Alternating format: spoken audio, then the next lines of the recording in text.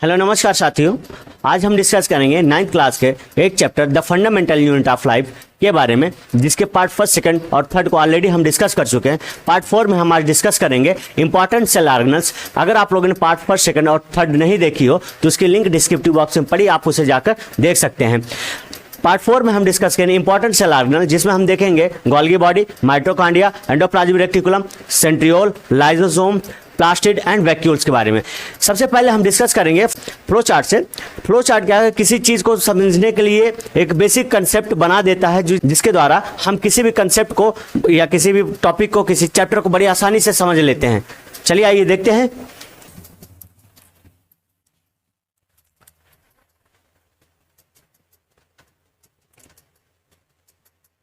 Important cell organelles.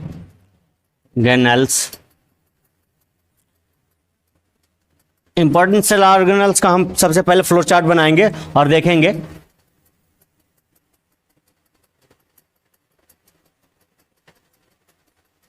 Organelles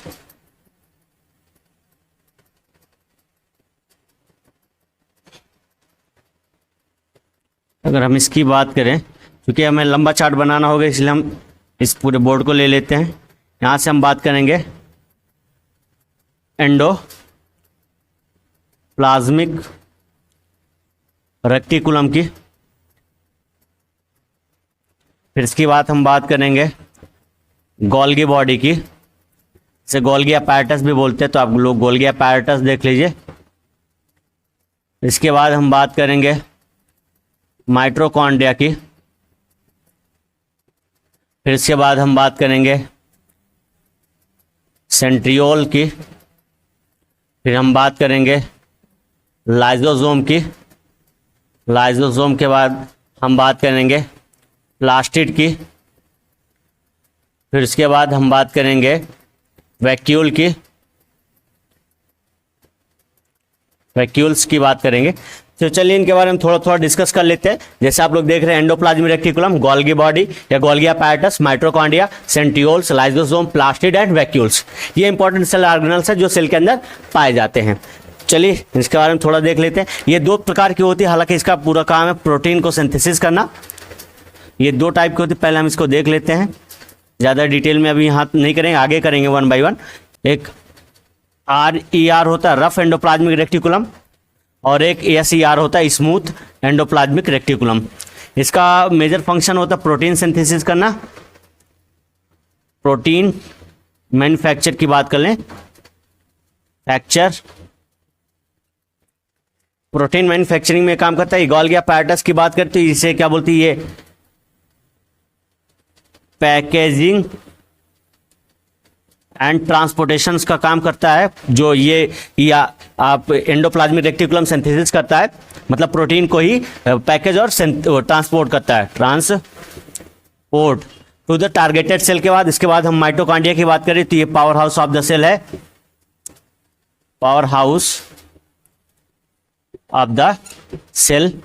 उसके बाद हम सेंट्रियोल की बात कर ले। सेंट्रियोल सेल डिवीजन में क्या बोलते हैं, स्प्लिंडर फाइबर का निर्माण करता है, स्पिंडल फाइबर ड्यूरिंग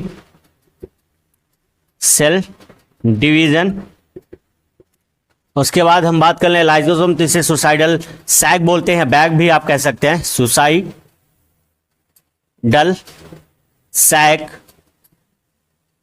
सैक्स और बैग सब बोल सकते हैं। उसके बाद हम प्लास्टिड हुआ, तो प्लास्टिड एक खाली प्लांट में पाया जाता है, फाउंड इन प्लांट ओनली। ये प्लास्टिड भी दो तरीके का होता है। अगर हम प्लास्टिड की बात करें तो एक होता है क्लोरोप्लास्ट और एक होता है ल्यूकोप्लास्ट।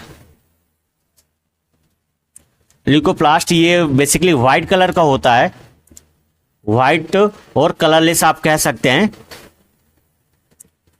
कलरलेस। इसकी बात हम करें तो ये ग्रीन कलर का होता है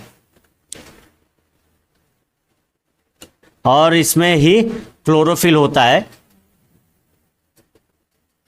जो फोटोसिंथेसिस में हेल्प करता है। इसे हम रिस्पॉन्सिबल फॉर फोटोसिंथेसिस कह सकते हैं। Sibal for photo synthesis.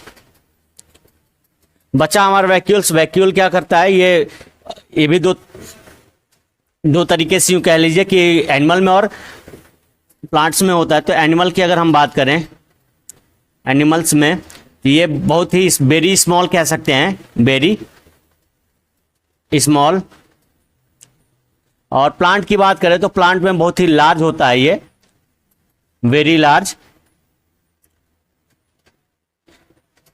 ये क्या बोलते हैं, स्टोर्ड क्या करता है, इसका अगर हम फंक्शंस की बात करें तो ये इसके फंक्शंस को अगर हम यहां पर देखें तो ये करता है, स्टोरेज का काम करता है, storage of solid and liquid content of the cell. चलिए इसके फिगर को हम देख लेते हैं।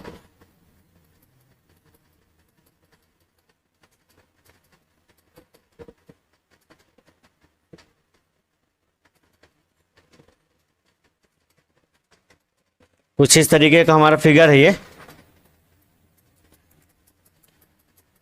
अगर हम बात करें तो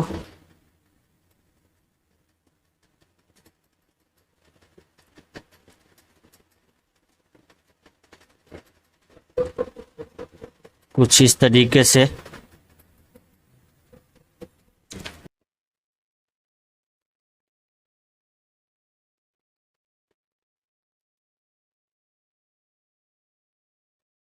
ये हमारा गोल्गी बॉडी, ये हो गया हमारा एंडोप्लाज्मिक रेटिकुलम, ER हो गया। गोल्गी बॉडी सबसे पहले कैमिलियो ने डिस्कवर किया था, कैमिलियो ने डिस्क्राइब किया था, मिलियो गोल्गी, इसलिए इसका नाम गोल्गी अपैरेटस रखा है, गोल्गी बॉडी रखा गया। ठीक है। पैकेजिंग और ट्रांसपोर्टेशन से ये हेल्प करती है बेसिकली। और यहाँ अगर हम देखें तो ये क्या करता है, ये प्रोटीन मैन्युफैक्चरिंग में मदद करता है। इसी प्रोटीन को ये क्या करता है, पैकेज और ट्रांसपोर्टेशंस में मदद करता है। उसके बाद हम देखेंगे माइटोकॉन्ड्रिया की अगर हम बात करते हैं, power house of the cell, मतलब सारे बॉडी के लिए एनर्जी बनाने का काम करता है। उसके बाद हम बात करें तो ये सेंट्रियोल्स सेल डिवीजन में, मतलब जब लास्ट स्टेज बचता है तो जो क्रोमोसोम को है टू इक्वल हाफ में डिवाइड कर देता है ले जाकर, और पोल में ये ले जाता है। उसी दौरान इसका रोल होता है, स्प्लेंडर फाइबर बनाता है ड्यूरिंग द सेल डिवीजन। उसके बाद हम बात करें तो ये लाइसोसोम का क्या है, ये सुसाइडल बैग है।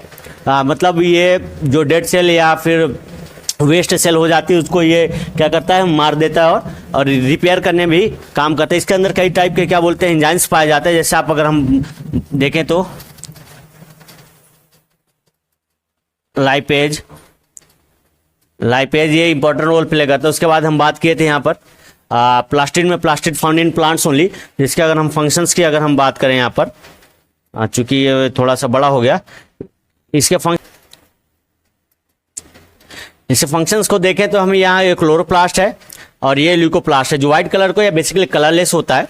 उसके बाद हम देखेंगे यहाँ पर ग्रीन पिगमेंट है, ये ग्रीन कलर का होता है, और क्लोरोफिल होता है, ये रिस्पॉन्सिबल होता है फोटोसिंथेसिस, मतलब ये क्लोरोफिल जो है हीट को ऑब्जॉर्ब करता है और फिर फोटोसिंथेसिस फर्दर करता है और यहीं से एनर्जी बनाने का काम करता है प्लांट्स के लिए।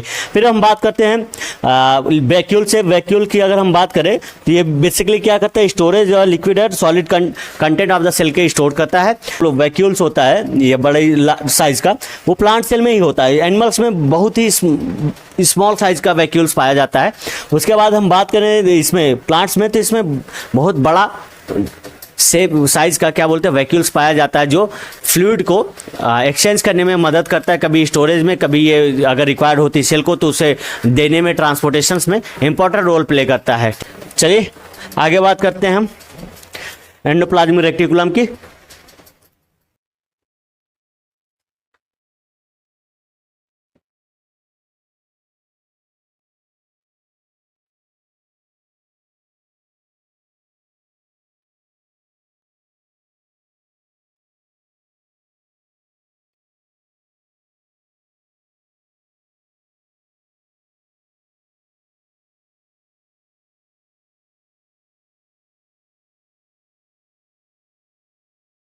आइए डिस्कस करते हैं एंडोप्लाज्मिक रेक्टिकुलम।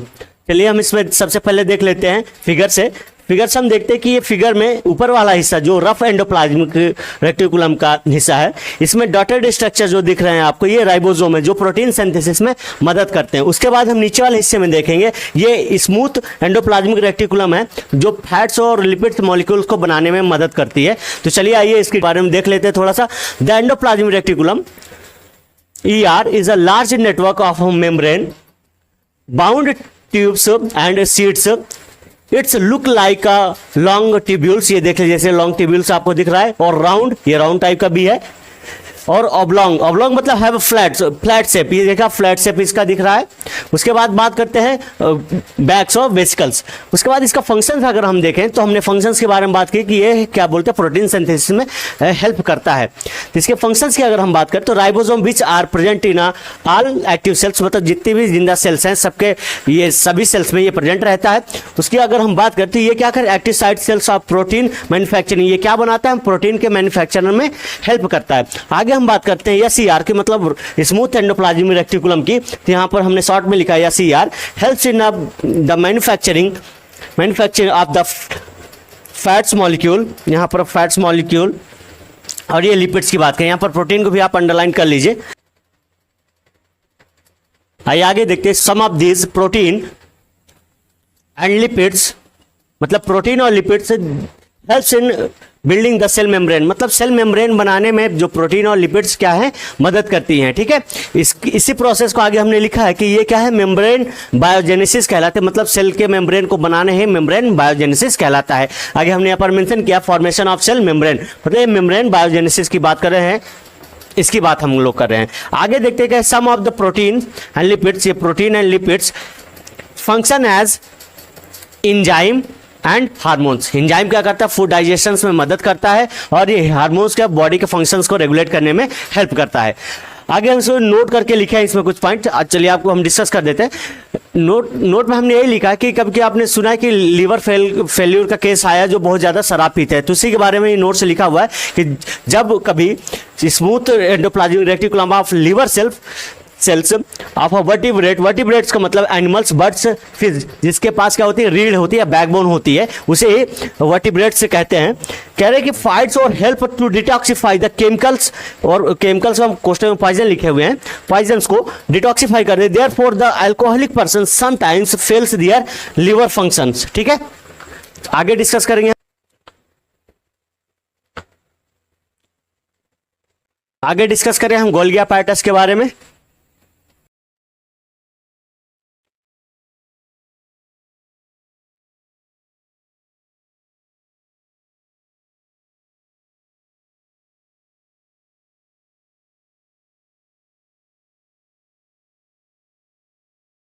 आइए डिस्कस करते हैं गोल्गी apparatus के बारे में। गोल्गी apparatus क्या बोलते हैं पैकर्स और ट्रांसपोर्टर से की तरह काम करता है। इसको सबसे पहले कैमिलियो गोल्गी ने डिस्क्राइब किया था, इसलिए इसका नाम पड़ गया गोल्गी apparatus पड़ गया, गोल्गी बॉडी पड़ गया।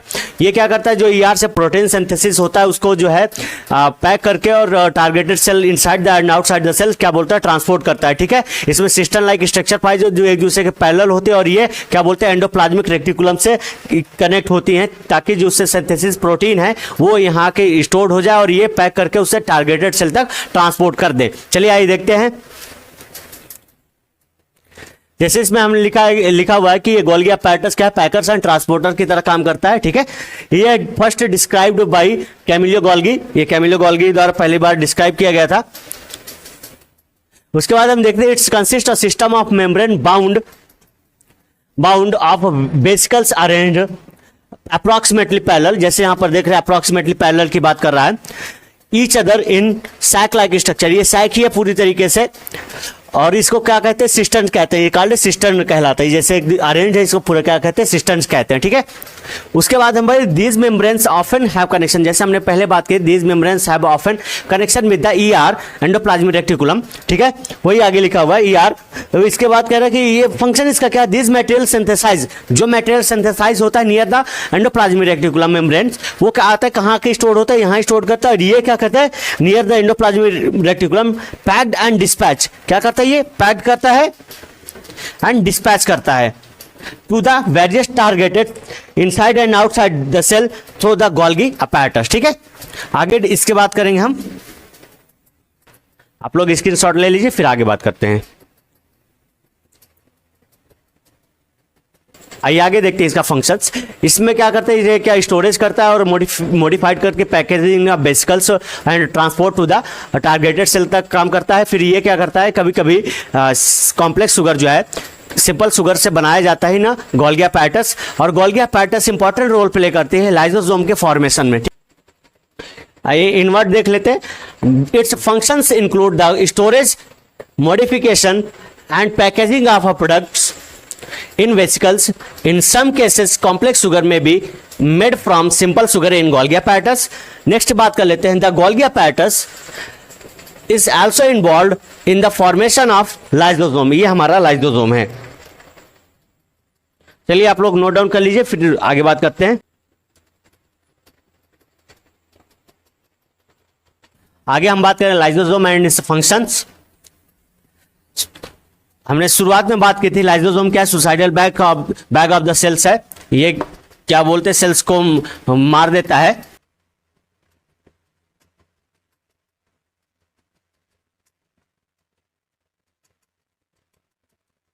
आइए बात करते हैं लाइसोसोम के बारे में। लाइसोसोम क्या बोलते हैं, एक तरीके से सुसाइडल बैग या garbage bag of the cell है। इसके स्ट्रक्चर की अगर हम बात करें तो इसका स्ट्रक्चर कुछ इस तरीके से होगा। इसके एक न्यूक्लियर मेम्ब्रेन के अंदर क्या बोलते हैं स्ट्रॉन्ग डाइजेस्टिव एंजाइम भरे हुए, जैसे लाइपेज और प्रोटीनेज, और इसके बात करें सल्फेटेज, और इसके बाद न्यूक्लियस की बात करें, सभी इसी के अंदर, इसी मेम्ब्रेन के अंदर भरे होते हैं। ये जब कोई सेल डैमेज या डेड हो जाती है तो उसे क्या करता है, ये उसका एनर्जी एब्जॉर्ब करके उसे क्या करता है, सेल से रिलीज कर देता है थ्रू द यूरिन, पस और डेड स्किन के थ्रू। ठीक है, चलिए आइए देख लेते हैं इसके बारे में। Lysosome are the membrane bound sac filled with digestive enzymes like proteinase, lipase, nucleus. This enzyme are made by rough endoplasmic reticulum. ये किसके द्वारा बनाई होती है, रफ एंडोप्लाज्मिक रेटिकुलम के द्वारा ही बनी होती है। ठीक है, फिर बात करते हैं notice lysosome are the principal sites of intercellular digestion. Sorry,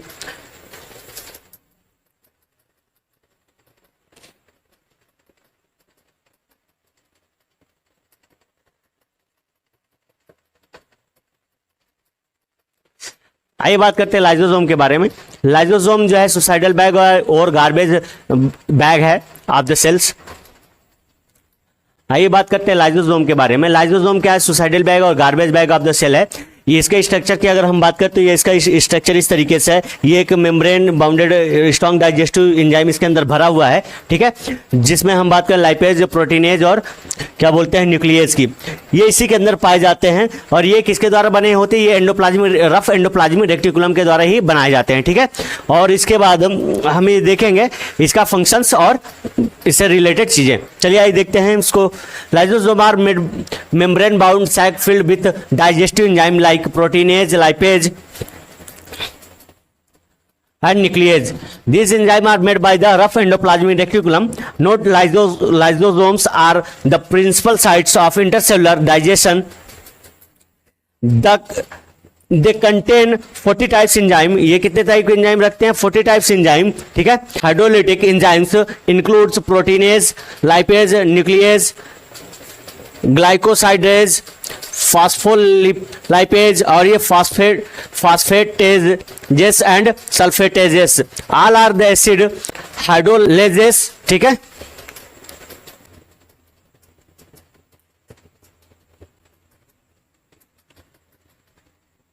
इसके फंक्शंस के बारे में हम बात करते हैं आगे।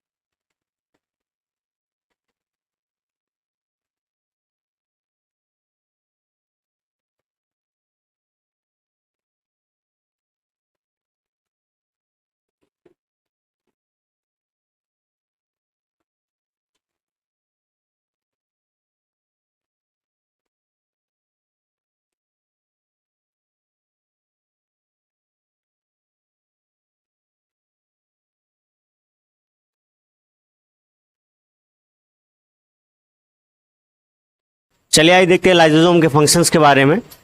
चलिए आइए बात करते हैं लाइसोसोम के फंक्शंस के बारे में। लाइसोसोम क्या सुसाइडल बैग चलिए आइए देखते हैं लाइसोसोम के फंक्शंस के बारे में। लाइसोसोम सुसाइडल बैग तो है ही है, उसके बारे में फंक्शंस चलिए आइए देखते हैं लाइसोसोम। आइए बात करते हैं लाइसोसोम के बारे में और देखते हैं उसके फंक्शंस। लाइसोसोम को सुसाइडल बैग कहलाता है क्योंकि ये डैमेज सेल के पास जाके क्या बोलता है, रैप्चर्ड हो जाता है और रैप्चर्ड होने के बाद उसे क्या करता है, पूरी तरीके से खत्म कर देता है और उसे वार्न आउट कर देता है थ्रू आउट द सेल। ठीक है, तो मतलब सेल से बाहर निकाल देता है। चलिए आइए देखते हैं फंक्शंस के। Lysosome are a kind of a waste disposal system of the cell. Lysosome help to keep the cell clean, मतलब सेल को क्लीन करने में मदद करता है। बाय डाइजेस्टिंग फॉरेन मटेरियल, मतलब जो बाहर से आए हुए फॉरेन मटेरियल हैं उन सबको डाइजेस्ट कर लेता है। As well as worn out cell organs, मतलब जो सेल ऑर्गन्स खराब हो जाते हैं उसे बाहर निकाल देता है। ठीक है, lysosome breaks them up as they contain powerful digestive enzymes. When the cell gets damage, जब सेल खराब हो जाती है तब इसमें लाइसोसोम का बेसिक रोल होता है। ये कहता है लाइसोसोम में burst and the enzyme digested their own cell, इसलिए इसे क्या कहा जाता है, suicidal bag of the cell. मतलब ये अपने सेल को ही मार के क्या बोलते हैं, खत्म कर देता है जब सेल पूरी तरीके से आधी तरीके डैमेज हो जाती है। Therefore the lysosome are also known as the suicidal bag of the cell. ठीक है, चलिए आप लोग स्क्रीनशॉट ले लीजिए, फिर आगे बात करते हैं।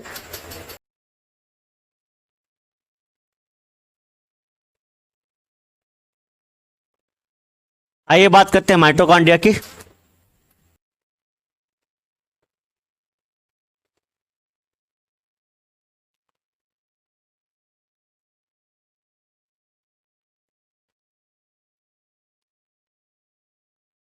ये बात करते हैं माइटोकॉन्ड्रिया के बारे में। जैसे आप सभी जानते हैं माइटोकॉन्ड्रिया को power house of the cell कहते हैं। इसके पहले हम स्ट्रक्चर के बारे में बात कर लेते हैं। स्ट्रक्चर हम देखते हैं कि इसका क्या बोलते हैं, दो मेम्ब्रेन है, एक इनर और आउटर मेम्ब्रेन। इनर मेम्ब्रेन बहुत ज़्यादा ही फोल्डेड मेम्ब्रेन है और क्या बोलते हैं आउटर मेम्ब्रेन हम देखेंगे इसमें पोर है। पोर का मतलब एक सिलिया या होल कह सकते हैं, पोरस होती है। जैसे कि ये क्या बोलते हैं इस फोल्डेड स्ट्रक्चर को हम सिस्टेनिया बोलते हैं। और आउटर मेम्ब्रेन ये हो गया और internal membrane, inner membrane, internal membrane ये हो गए।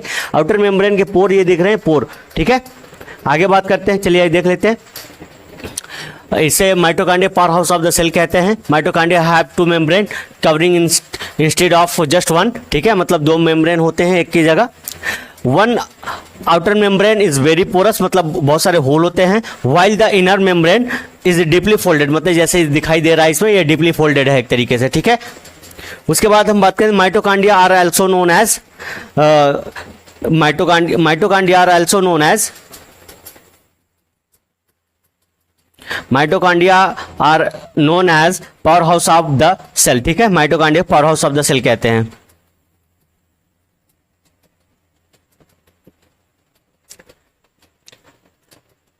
आइए बात करते हैं माइटोकॉन्ड्रिया के बारे में। जैसे आप सभी जानते हैं माइटोकॉन्ड्रिया को power house of the cell कहते हैं। इसमें बेसिकली दो मेम्ब्रेन पाई जाती हैं। इसके स्ट्रक्चर की हम बात करते हैं तो एक इनर मेम्ब्रेन, एक आउटर मेम्ब्रेन। आउटर मेम्ब्रेन बहुत ही पोरस होती है, मतलब पोरस मतलब वो छेद होते हैं उसमें। इनर मेम्ब्रेन जो है बहुत ही फोल्डेड होती है।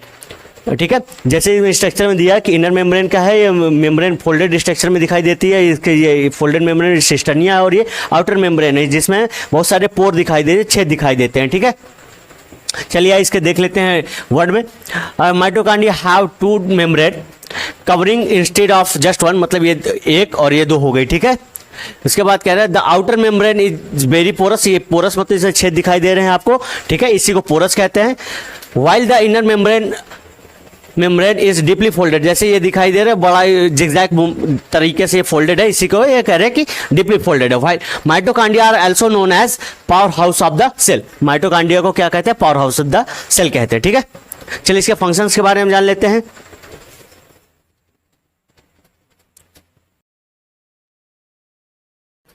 आइए बात करते हैं फंक्शन ऑफ माइटोकॉन्ड्रिया के बारे में। माइटोकॉन्ड्रिया एनर्जी बनाता है जो जीवन को रेगुलेट करने के लिए, लाइफ के बहुत सारे प्रोसेस को चलाने के लिए एनर्जी की जरूरत पड़ती है। तो माइटोकॉन्ड्रिया एनर्जी बनाता है in the form of ATP, adenosine triphosphate के फॉर्म में। ठीक है, और ये क्या करता है, अपने आप में एक स्ट्रेंज ऑर्गेनेल्स है जिसके पास खुद का डीएनए और राइबोसोम होता है जो प्रोटीन सिंथेसिस अपना कर लेता है। ठीक है, या करता है। चलिए आइए देखते हैं। The energy required for various chemical activities needed for life is release by mitochondria in the form of ATP, adenosine triphosphate, ठीक है। molecules ATP is known as the currency, energy currency of the cell. Mitochondria are strange organelles, जैसे हमने बात की थी शुरुआत में, strange organelles in the sense of that they have their own DNA and ribosome, therefore mitochondria, ठीक है, are able to make some of their own protein. मतलब कहने का यही है कि इसमें डीएनए और राइबोसोम होता है जो अपना प्रोटीन खुद सिंथेसिस करने में एबल है, ठीक है। नेक्स्ट पार्ट में हम सेंट्रियोल्स और क्या बोलते हैं प्लास्टिड वैक्यूल्स के बारे में डिस्कस करेंगे। Thank you.